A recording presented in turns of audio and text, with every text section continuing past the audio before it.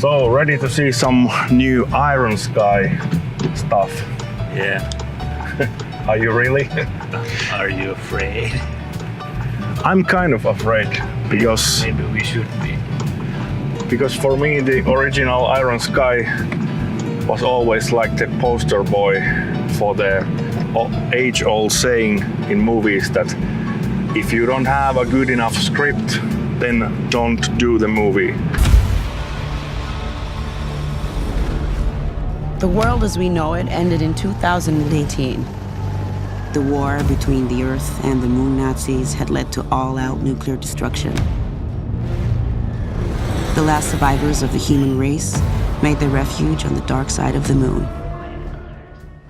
The premise was a good idea, but the final script they ended up with was pure garbage. The premise was good because there were Nazis on the moon who had been living there since the 40s.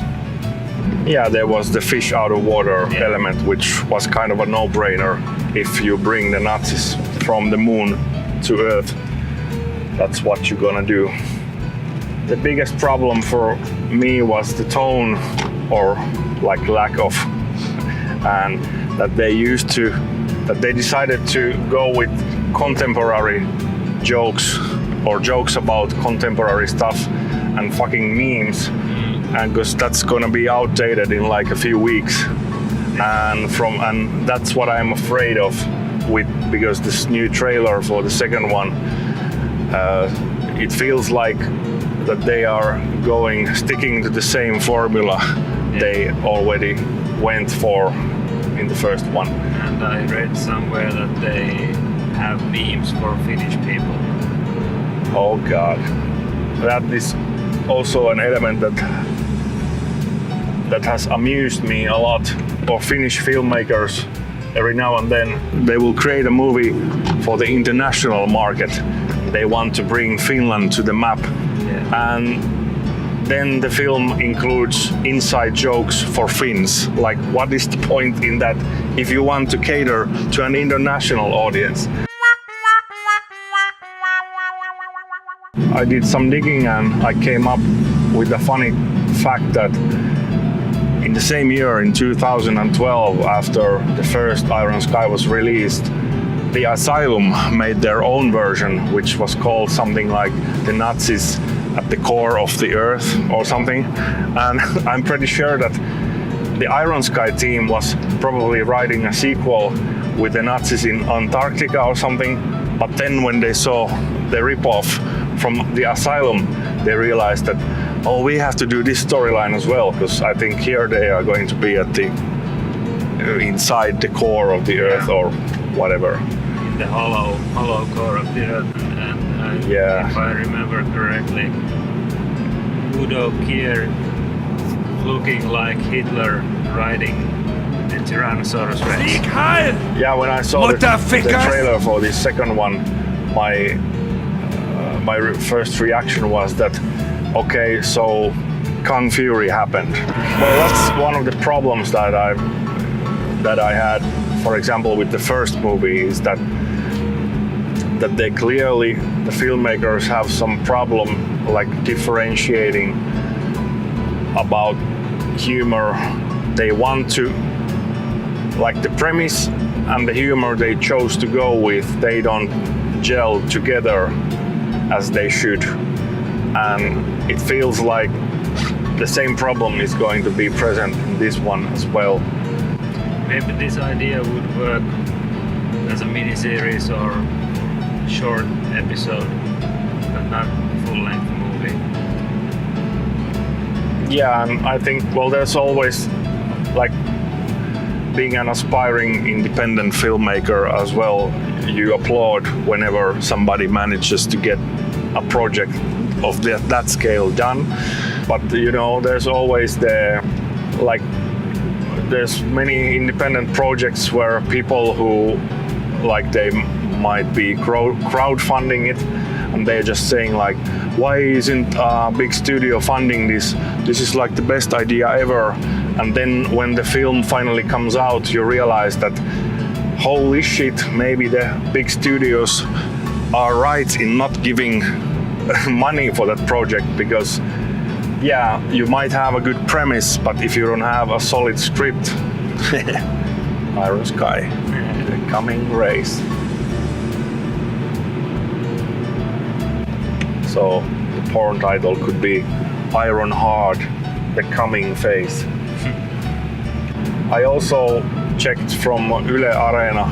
There was a short interview with Timo Vuorensola, the director, and he was asked like on his thoughts about the critics not really loving the second movie either. And like, to me, part of the problem lies in his answer, because he kind of shrugged and laughed and said something along the lines that, yeah, if we make comedy with an action adventure comedy with Hitler riding a dinosaur, we are not expecting for the critics to like. And that's kind of missing the point. Like, you can have a crazy premise and make it work as a movie, that if you just get the tone right. But his response gives me like this worrying feeling that even after 5 years in production and the first one flopping quite hard, I think, I haven't seen any numbers. Yeah, I think so. But it looks like that they haven't changed their route. They are steering the ship in the same direction with the second one.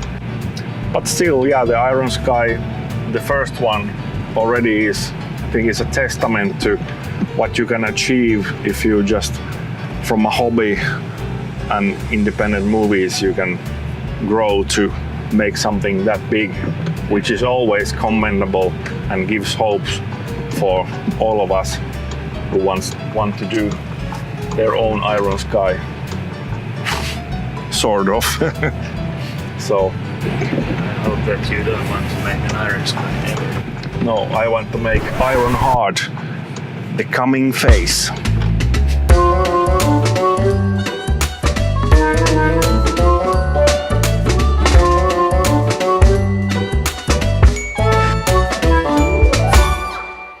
We have this saying in Finland, vittu mitä paskaa. That's all I'm gonna say. I'm thinking of any reason not to crash this car right now. So, first impressions of Iron Sky, the coming race. Yeah, they had around triple the budget. Yeah. And it still managed to suck even more than the first one in terms of, like, you can have an absurd premise and still pull it off, but if nothing of the fundamentals is working, then there's nothing to do. Like, what a shit show it was. Yeah. I knew you would be back. Okay, so things I liked. Duration was only an hour and a half, so that was a plus. The opening song was okay, and the protagonist was easy on the eyes. Yeah. But yeah. So basically, the team, whoever wrote this and made this movie, they think that a joke consists of taking things and characters we know from our real life and put them into absurd situations, but there's like no setup, no payoff, nothing.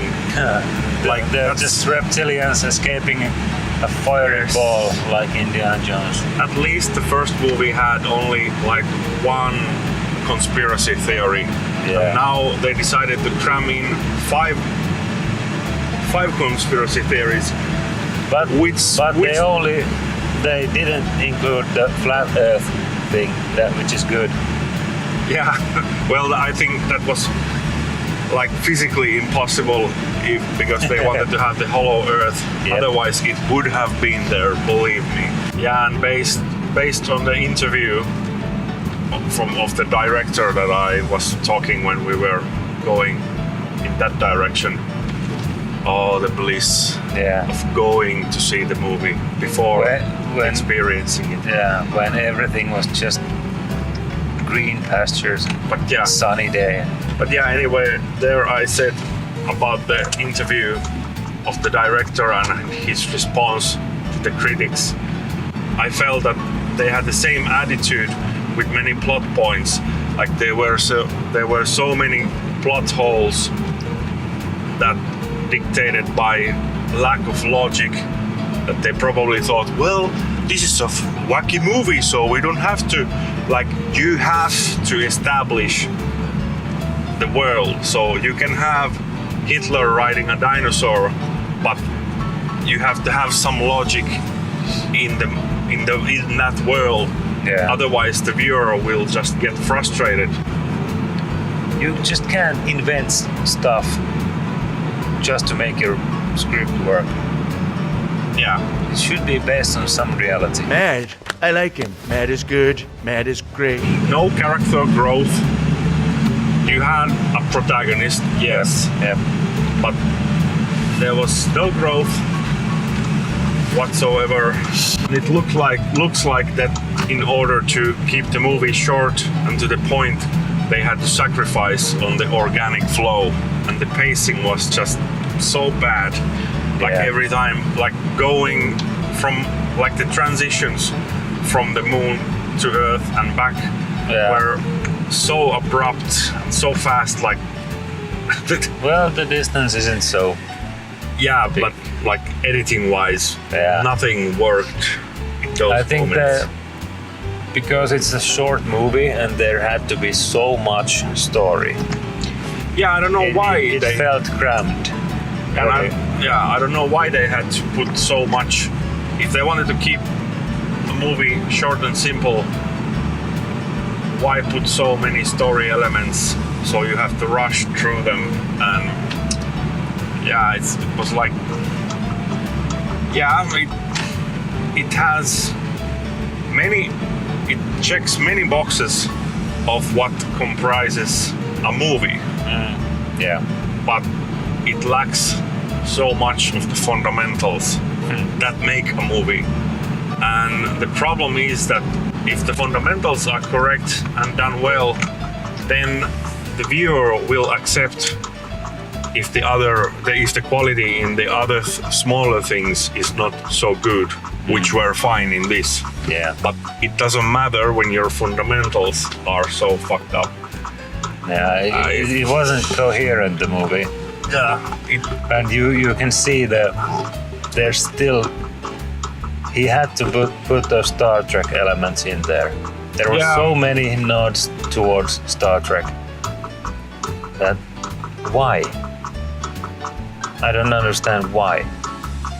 They seem so forced. It was like that. So you just have reference jokes that are outdated already before the movie comes out, and there's nothing of your own. Like, that's the problem. If you take those away, what's left? I think they were put there just because the movie would suck even more without them. They were the only light at the end of the tunnel. Usually the concept of using universally known elements like people or that we know and stuff like that is to minimize exposition or eliminate the need to explain anything at all, so you can get right on into the action. But you still have to have a setup and payoff to your jokes. You cannot just put those elements we know into funny situations.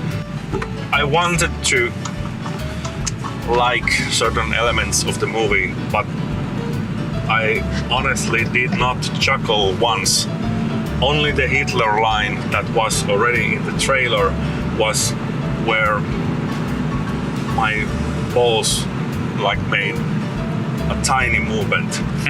And perhaps that was because I was flatulent at the same time. If you would want to summarize this movie in one meme, what would it be? I have the ultimate suggestion. Can't hate the movie if you haven't seen it. No, not that. You know the Jean-Luc Picard meme where he is like this and you just subtitle it almost every time, what the fuck is this shit? What the fuck was that shit? Because Star Trek. And what the fuck was that shit? Yes, it fits. It's like poetry. Oh, you know what? Actually, talking about this movie made me really want to crash this car. Let's do it!